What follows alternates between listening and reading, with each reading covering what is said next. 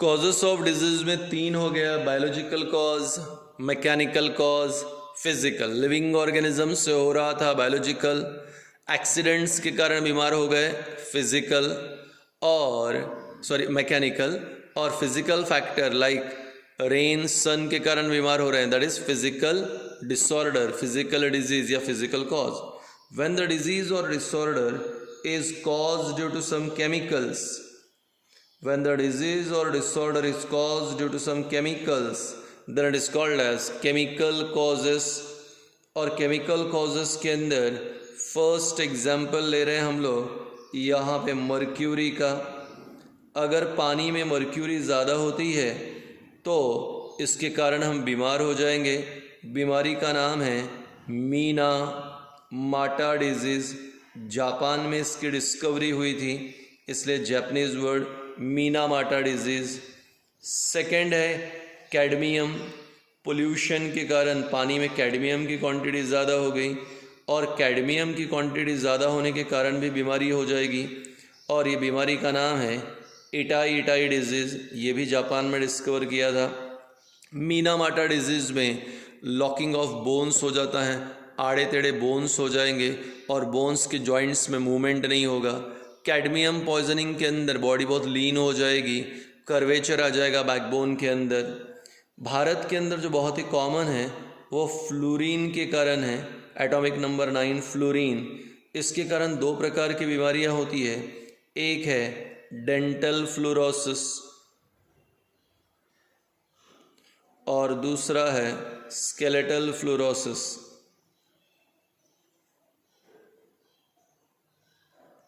इसको समझ लेते हैं। अब मान लीजिए अगर हमने गलती से पानी पिया और पानी के अंदर फ्लोरीन की क्वांटिटी ज़्यादा है, तो अनफॉर्चुनेटली हम ऐसे फ्लोरीन को शरीर के बाहर नहीं निकाल पाते, क्योंकि हमारे बॉडी में ऐसा कोई मैकेनिज्म नहीं है। तो ये फ्लोरीन हमारे दांतों में और हमारे बोन्स में डिपॉजिट होने लगता है। अगर फ्लोरीन दांतों में डिपॉजिट है तो दांत खराब होने लगेंगे, येलोइश तो दिखते ही हैं, दांतों में बारीक बारीक गड्ढे गिरते हैं और उसकी शाइन लॉस्ट हो जाती है। इसे डेंटल फ्लोरोसिस कहते हैं। और अगर ये बोन्स के जॉइंट्स में अगर डिपॉजिट हो गए तो कुबड़ निकल जाता है, बैकबोन कर्व हो जाएगा और इसे स्केलेटल फ्लोरोसिस कहते हैं। गांव में रहने वाले लोग बचपन से लेके बुढ़ापे तक कुएं का पानी पीते हैं, कभी पानी को टेस्ट नहीं करते हैं। हो सकता है कि पानी में फ्लोरीन ज़्यादा हो, इसलिए बूढ़े लोगों का कुबड़ निकल जाता है, वो झुक के चलते हैं। ये बैकबोन के डिसऑर्डर स्केलेटल फ्लोरोसिस, ये एग्जाम्पल केमिकल कॉज का है। तो मर्क्यूरी के कारण भी बीमारियाँ, कैडमियम के कारण भी बीमारियाँ और फ्लोरीन के कारण, ये केमिकल्स के कारण बीमारियाँ, केमिकल कॉजेस। अब अगर डिसऑर्डर हार्मोन्स के कारण अगर होता है तो उसे कहेंगे hormonal disorder. When the disease और disorder cause due to hormone, then it is called as hormonal disease. अब यहाँ पे हार्मोनल डिजीज में मैं आपके लिए पहला एग्जाम्पल लेता हूँ ग्रोथ हार्मोन का।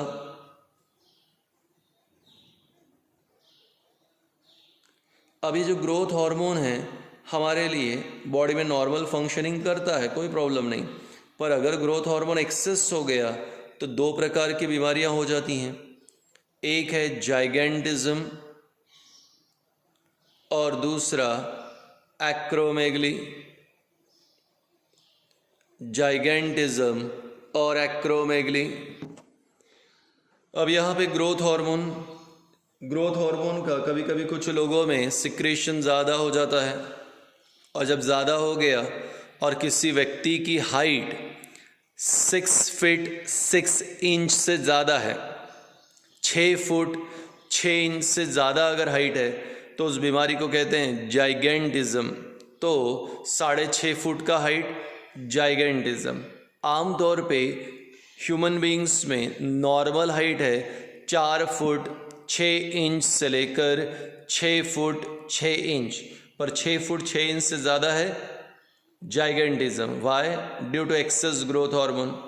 अब अगर मान लीजिए जॉ एबनॉर्मलिटी है, बड़े बड़े जबड़े हो गए, चेहरा बड़ा दिख रहा है, तो जबड़ों की बीमारी जॉ एबनॉर्मलिटी को कहते हैं एक्रोमेगली।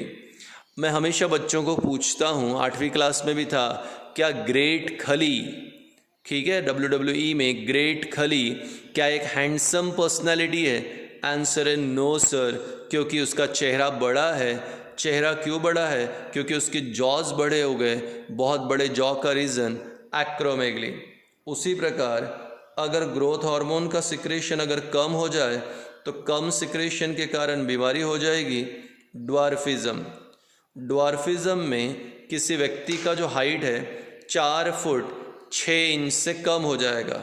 अगर किसी व्यक्ति का हाइट 4 फुट 6 इंच से कम है तो बीमारी को कहते हैं यहाँ पे ड्वार्फिज्म।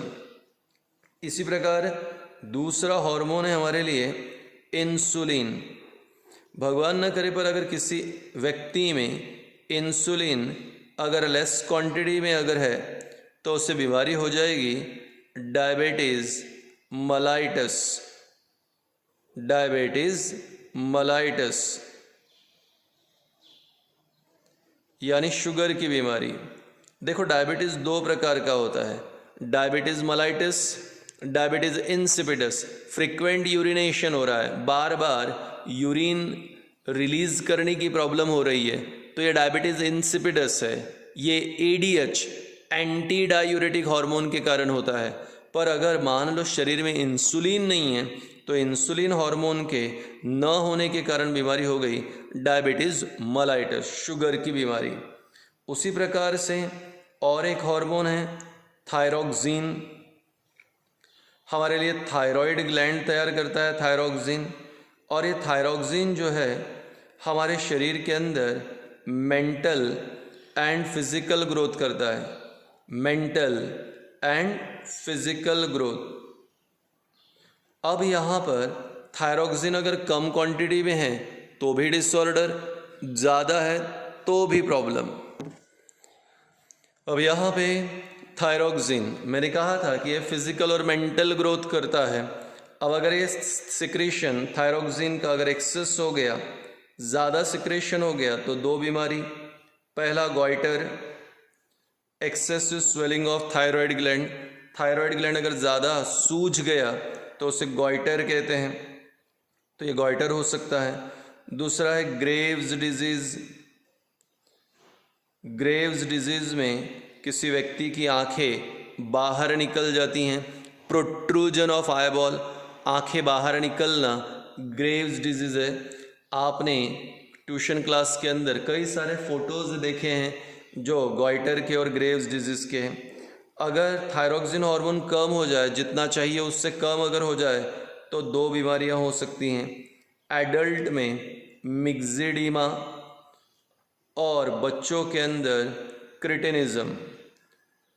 अगर बच्चों में थायरोक्सिन जितना चाहिए उतना नहीं रहा तो बच्चे मेंटली रिटार्डेड हो जाएंगे। ऐसे मेंटली रिटार्डेड बच्चों को हम लोग कहते हैं कि they are suffering from disorder cretinism. आमतौर पे बच्चे यहाँ पे 4 महीने में उनका नेक बैलेंस हो जाता है, 6-7 महीने में बच्चे बैठना सीखते हैं, साल भर में चलना सीखते हैं, 1.5 साल में बोलना सीखते हैं। यहाँ पे ये बच्चे यहाँ पे 8-1 महीने तो इनकी गर्दन ही बैलेंस नहीं होती, साल भर में वो बैठना नहीं सीखते, 1.5-2 साल के हो जाते चलना नहीं सीखते, 3 साल के हो गए बोलना नहीं सीखते। Everything is delayed. डॉक्टर को दिखाया तो पता चलता है कि they are having mental retardness, वो मंद बुद्धि बच्चे हैं। रीज़न है लो थायरोक्सिन। इसी प्रकार हायर एज में, एडल्ट एज में अगर हार्मोन की क्वांटिटी कम हो जाए तो हम चीज़ें भूलने लग जाते हैं। हमारे अंदर फैट मेटाबॉलिज्म बराबर नहीं होता। 80% लोग मोटे हो जाते हैं बहुत ज़्यादा, 20% लोग दुबले हो जाते हैं, हाथों और पैरों के आकार चेंज हो जाते हैं, बार बार चीज़ें भूलने लगते हैं, चेहरा गोल होता है, नेक और बॉडी में ट्रिमेंडस फैट डिपॉजिट होता है। ये सिम्टम्स हैं मिक्सिडीमा के। तो मिक्सिडीमा और क्रिटिनिज्म थायरोक्सिन हार्मोन कम होने के कारण होता है, जबकि गॉइटर और ग्रेव्स डिजीज़ थायरोक्सिन हार्मोन ज़्यादा होने के कारण होता है। तो ऐसी बीमारियाँ जो हार्मोन्स के कारण हो रही है उसे हार्मोनल डिजीज़, और हार्मोनल डिजीज़ में हमने लिया एग्जाम्पल ग्रोथ हार्मोन, जिसमें एक्सेस से जाइगेंटिज्म एक्रोमेगली, और कम है तो डॉर्फिज्म। इंसुलिन, इंसुलिन के कारण डायबिटीज़ मेलाइटस, शुगर वाली बीमारी, और ये था थायरॉक्सिन। तो बायोलॉजिकल पहला, बाद में एक्सीडेंट के कारण मैकेनिकल, फिजिकल फैक्टर सन और रेन के, ये हो गया फिजिकल कॉजेस। उसके बाद चौथे नंबर पे ये है केमिकल कॉजेस। पांचवा हार्मोनल कॉजेस। एक बचा है अभी।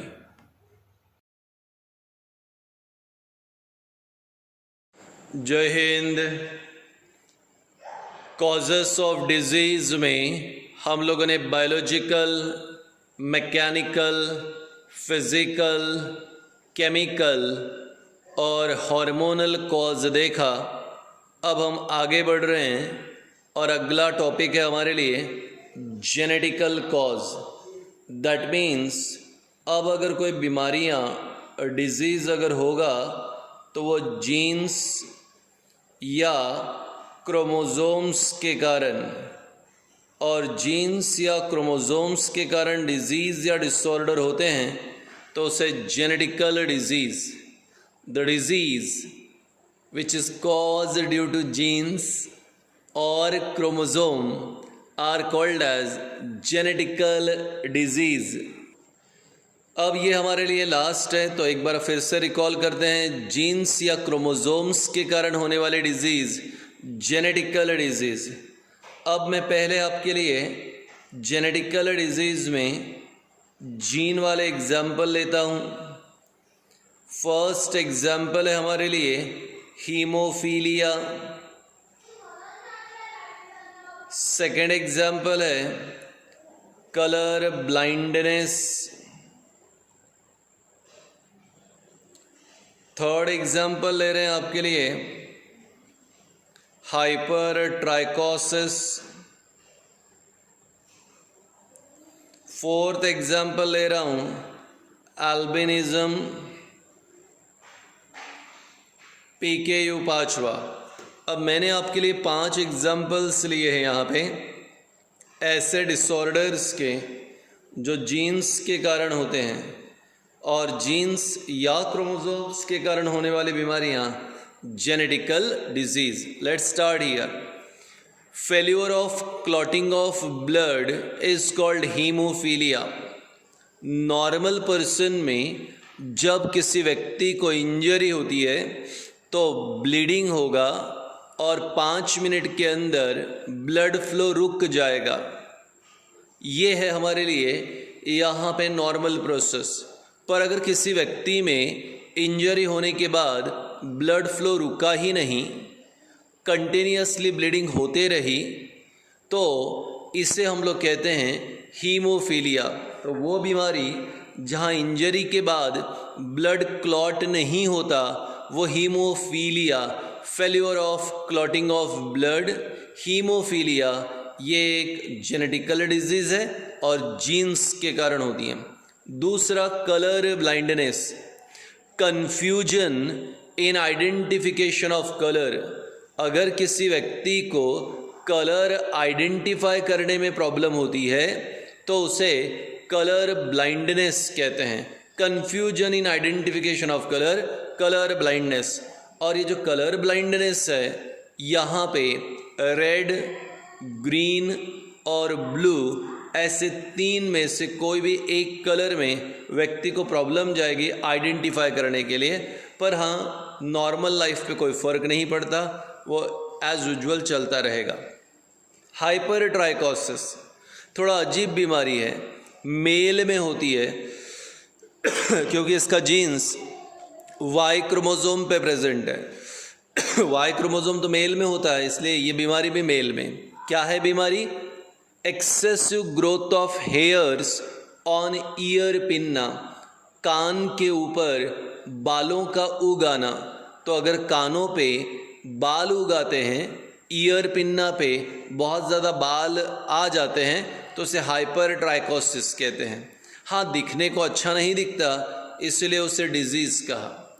एल्बिनिज्म, ये भी जीन्स के कारण होता है। वो व्यक्ति जो नीचे से लेके ऊपर तक पूरा सफ़ेद, उसके बाल सिल्वरी या गोल्डन, आईब्रोज, आईलैशेस सिल्वर या गोल्डन, आईज पिंक या ग्रेइश, ऐसा नीचे से लेकर ऊपर तक जो वाइट व्यक्ति है वो है अल्बिनो, बीमारी को कहते हैं अल्बिनिज्म। इस व्यक्ति में एक जीन नहीं है जो उसके शरीर में मेलानिन तैयार करे। तो मेलानिन तैयार न करने के लिए भी मेलानिन के लिए भी शरीर में एक जीन होता है, इस व्यक्ति में वो जीन नहीं है, इसलिए उसका शरीर मेलानिन तैयार नहीं कर पाता। और जिसके अंदर मेलानिन तैयार नहीं होता वो व्यक्ति अल्बिनो, बीमारी अल्बिनिज्म। PKU फिनिल कीटोनूरिया एक ऐसी बीमारी है जिसको डॉक्टर के पहले माँ शायद पहचान लेती हैं। इस बीमारी के अंदर एक जीन नहीं होता जिसके कारण एक अमीनो एसिड फिनिल एलानाइन शरीर में जमा होने लगता है। जब बच्चा 15 से लेकर 20 दिन का हो जाता है, जब बच्चा 15 से लेकर 20 दिनों का हो जाता है तब बच्चे के शरीर से एक माउजी स्मेल आता है, यानी एक चूहे जैसी स्मेल आती है। माँ को तो पहले लगेगा कहीं और से आ रही है, पर बाद में उन्हें पता चलता है कि बच्चे के बॉडी से आ रही है। नहलाने के बाद भी स्मेल जाता नहीं है।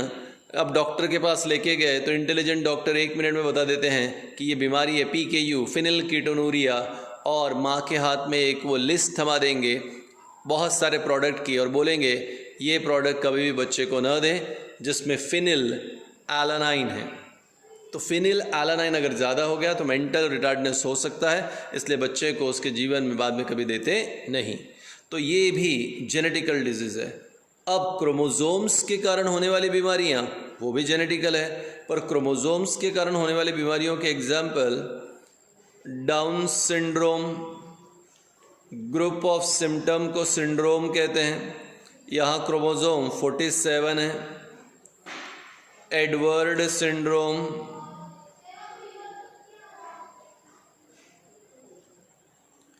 यहाँ पर भी क्रोमोसोम्स 47 है।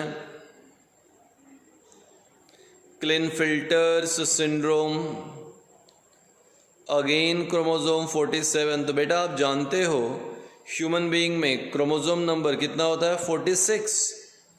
तो हम सब का क्रोमोसोम नंबर 46 है, पर अगर एक आध क्रोमोसोम ज़्यादा हो जाए या कम हो जाए तो शरीर में इम्बैलेंस हो जाता है और बीमारियां हो जाएगी। बॉडी में इम्बैलेंस हो जाएगा और बीमारी हो जाएगी। और ऐसे ही कुछ बीमारी में पहला है डाउन सिंड्रोम। यहाँ पर्सन में यहाँ 47 क्रोमोसोम है, 21st नंबर का एक एक्स्ट्रा क्रोमोसोम है। सीवियर मेंटल रिटार्डेड होते हैं बच्चे बाय बर्थ, और यहाँ पर इनका चेहरा गोल होता है, माउथ ओपन होता है, टंग protruded out. Detail classroom programme में आएगा। तो ये मेंटली रिटार्डेड बच्चे होते हैं। एडवर्ड सिंड्रोम में भी यहाँ 47 क्रोमोसोम है, पर यहाँ पे 18th नंबर का क्रोमोसोम एक एक्स्ट्रा है। डाउन में 21st था, यहाँ 18th एक्स्ट्रा है। यहाँ पर भी मेंटली रिटार्डेड है और जॉ एबनॉर्मलिटी है। क्लिनफिल्टर सिंड्रोम यूनिकॉइड सिंड्रोम है, यानी जो किन्नर में होते हैं, जो किन्नर में होते हैं, मेल भी नहीं फीमेल भी नहीं, जो थर्ड कैटेगरी होती है किन्नर, उनके सिम्टम्स है। यहाँ 47 क्रोमोसोम है, कॉम्बिनेशन XXY, 2 X क्रोमोसोम और 1 Y। टर्नर सिंड्रोम, इस बार क्रोमोसोम ज़्यादा नहीं है, इस बार कम है, कम 45 क्रोमोसोम आ गया। यह बीमारी है टर्नर सिंड्रोम। और यहाँ पे लड़की, ठीक है, इसके जो शरीर के अंदर कुछ अबनॉर्मलिटी है। पहली, इसमें ओवरेज नहीं है, अपने जीवन में कभी एग प्रोडक्शन नहीं कर पाएगी, कभी माँ नहीं बन पाएगी। इसके सेकेंडरी सेक्सुअल कैरेक्टर्स भी होते हैं नहीं, और नेक रीजन में स्किन बहुत सारा अटैच होता है, इसे वेब नेक कहते हैं। पर हाँ, ये क्लासरूम प्रोग्राम में ही ज़्यादा बेटर समझ में आएगा, क्योंकि ढेरों एग्जाम्पल्स के साथ मुझे बताना पड़ेगा, वीडियो में इतना टाइम नहीं होता। बहरहाल जीन्स और क्रोमोसोम्स के कारण होने वाली बीमारियां, दैट इज जेनेटिकल डिजीज। तो अब हमारे लिए हो गया कॉजेस ऑफ डिजीज। आपको ज़रा याद दिला दूं, सबसे पहले health, physical, mental and social wellbeing of a person, health, any condition which impairs the health, disease. Causes of disease, बीमारियों कौन कौन से कारण से? बायोलॉजिकल कॉज, बायोलॉजिकल में बैक्टीरिया से होने वाली बैक्टीरियल डिजीज़, वायरस से होने वाली वायरल डिजीज़, प्रोटोजोआ से होने वाली प्रोटोजोनल डिजीज, वर्म्स से होने वाली हेलमेंटिक डिजीज, फंगस से होने वाली fungal disease, primitive bacteria rickettsia. अगर एक्सीडेंट हो गया तो उसे mechanical cause, physical factor like rain और सन है तो फिजिकल कॉज या फिजिकल डिजीज। अगर केमिकल्स के कारण बीमार होते हैं तो केमिकल कॉज, हार्मोनल इम्बैलेंस के कारण, कम या ज़्यादा के कारण बीमारियां, hormonal disease. And lastly we are having genetical disease, genes या क्रोमोसोम्स के कारण होने वाली बीमारियां।